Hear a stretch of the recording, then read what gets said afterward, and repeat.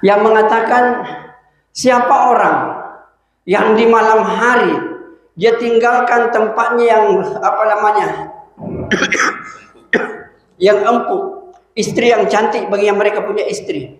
Tatajafa junubuhum 'anil madaji yad'una rabbahum khaufan wa tama'a. Ini yang penting perlu saya tekankan. Kalau kita berdoa, Pak, supaya doa itu mudah dikabulkan oleh Allah, ada dua syaratnya itu.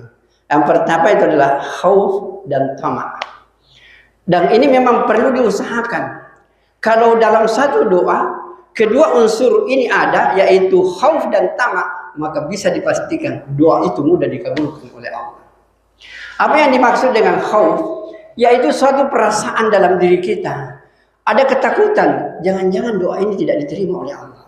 Maka kita akan berdoa sungguh-sungguh. Jangan sampai tidak diterima. Itu kan, maka kita perbaiki ke doa. Itu pertama. Kemudian yang kedua, ada tama'. Tama' itu artinya mengharap sekali. Jadi kalau kita berdoa itu harus ada perasaan mengharap sekali agar doa ini diterima. Dan kalau kita mengharap sekali bahwa doa ini diterima, pasti kita akan sempurna dalam berdoa itu. Jadi dua perasaan ini, takut jangan sampai doa ini tidak diterima, dan ada perasaan mudah-mudahan doa ini diterima. Kalau itu perasaan menyatu, Pak, enak sekali kita untuk berdoa kepada Allah Subhanahu wa Ta'ala.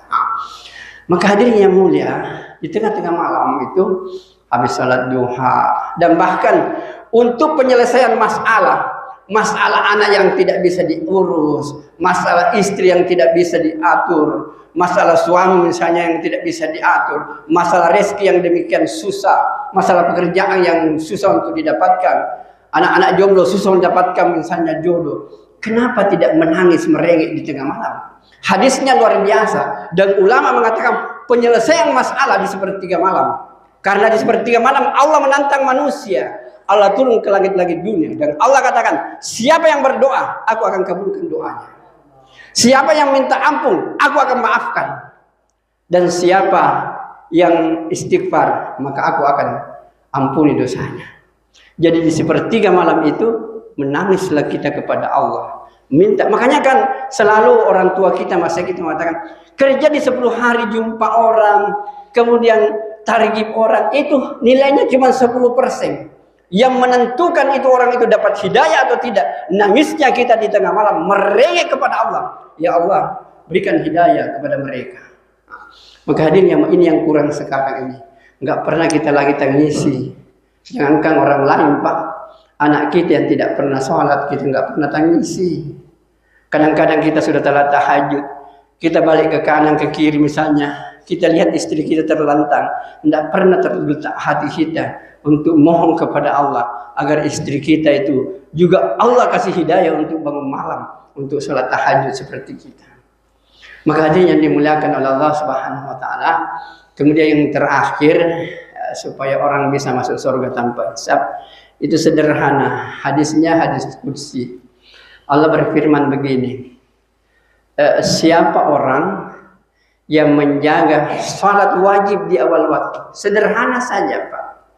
Makanya tadi saya ada jumpa tadi berapa orang, termasuk ketua masjid yang besok kita akan kunjungi, banyak berbincang. Saya bilang tidak, ini sebenarnya salat yang Allah wajibkan itu yang harus dipelihara sungguh-sungguh. Lohor 4 rakaat, asar 4, maghrib 3, isya 4, subuh 2. Ini yang betul-betul harus dipelihara di awal waktu. Kalau kita sudah sembahyang lohor 4 rakaat, ada kesibukan, silakan Anda. Bahkan kalau kita berpikir, Pak, orang yang sibuk kayak bupati itu, kayak gubernur itu, dengan berbagai macam kesibukan, kalau dia bisa menyisihkan waktunya, sholat berjamaah tepat pada waktu, maka saya yakin 4 rakaat yang dilakukan oleh orang yang sibuk, bobotnya di sisi Allah itu tinggi sekali daripada orang yang tidak ada kegangguan di dalam. Jadi orang yang sibuk itu tingkat kesulitannya itu untuk melaksanakan perintah Allah itu susah, tapi kalau dia mampu lakukan, maka tingkatannya di sisi Allah itu luar biasa dibanding dengan kita yang memang tidak ada kesibukan. Maka hadirin yang mulia, makanya Allah katakan yang 4 rakaat saja di awal waktu, dia kerjakan di awal waktu, apa jaminannya? Aku akan masukkan ke dalam surga dengan jaminanku. Nah hadirin yang mulia, coba mari kita berpikir sejenak sebagai penutup. Bayangkan Bapak, sholat wajib di awal waktu, lohor awal waktu, asar awal waktu, maghrib, isya, subuh. Kerjakan di awal waktu. Apa kata Allah dalam hadis?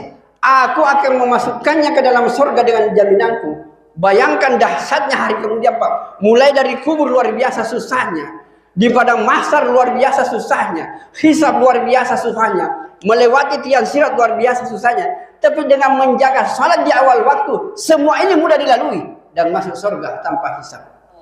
Bayangkan, tidak pernahkah kita berpikir bahwa persoalan akhirat yang demikian dahsyat bisa selesai dengan salat di awal waktu?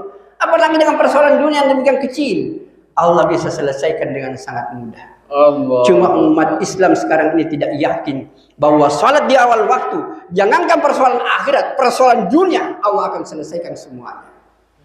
Hadirin yang dimuliakan oleh Allah Subhanahu wa taala, disinilah kelemahan umat Islam.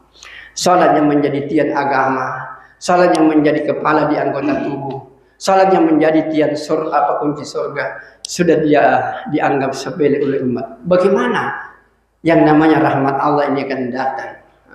Hadirin yang dimuliakan oleh Allah Subhanahu wa taala, ini tanggung jawab kita, bukan tanggung jawab Pak Jamaah Tabligh, tanggung jawab yang merasakan mengatakan dirinya pelanjut risalah kenabian. Nanti kalau kita bertemu dengan Nabi, apa yang Anda mau laporkan? Ya Rasulullah, saya ikut kepadamu. Nabi katakan, pernah kau menyampaikan apa yang saya ucapkan? Balighu anni walau ayat. Kalau kita tidak pernah menyampaikan, beranikah kita berjumpa dengan Nabi, Pak? Sementara tugas kenabian kita tidak pernah sampaikan. Orang di sekitar kita tidak salat, kita tidak pernah panggil-panggil. Berani kita jumpa dengan Nabi?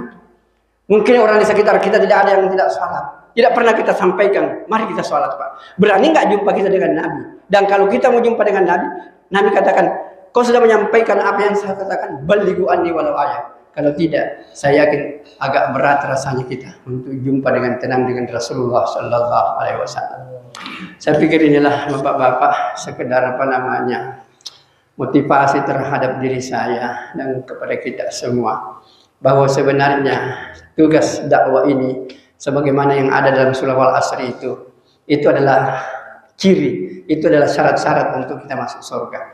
Pertama, dalam hidup harus bicara iman. Yang kedua, amal soleh ditegakkan.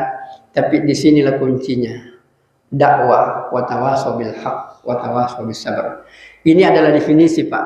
Kalau kita bicara definisi di kampus, satu unsur tidak terpenuhi, tertolak itu definisi. Jadi satu unsur yang tidak terpenuhi kalau definisi itu tertolak. Ketika Allah katakan orang rugi kecuali beriman, amal saleh dan dakwah. Satu ini tidak terpenuhi, maka yang namanya kriteria iman Allah akan tolak kepada kita. Hadirin yang mulia, mudah-mudahan Allah memberkati kita semua, terutama kepada saya, supaya Allah kasih kekuatan untuk menggunakan sisa hidup ini untuk menyampaikan ini agama. Baik, apa yang saya sampaikan, kalau itu benar, itu pasti datangnya dari Allah. Atau kalau salah dan keliru, itu bersumber dari kebodohan dan keterbatasan yang saya miliki. Dan jelas saya selalu yakin bahwa untuk merasakan kebahagiaan hanya sederhana. Perbaiki hubungan dengan Allah, harmoniskan hubungan dengan sesama manusia. Kepada Allah kita baik, kepada sesama manusia kita akur, itulah surga sebelum kita masuk ke surga yang sesungguhnya. Kita tutup dengan doa kepala majelis. Subhanakallahumma bihamdika asyhadu an la ilaha illa anta astaghfiruka wa atubu ilaik. Assalamualaikum warahmatullahi wabarakatuh.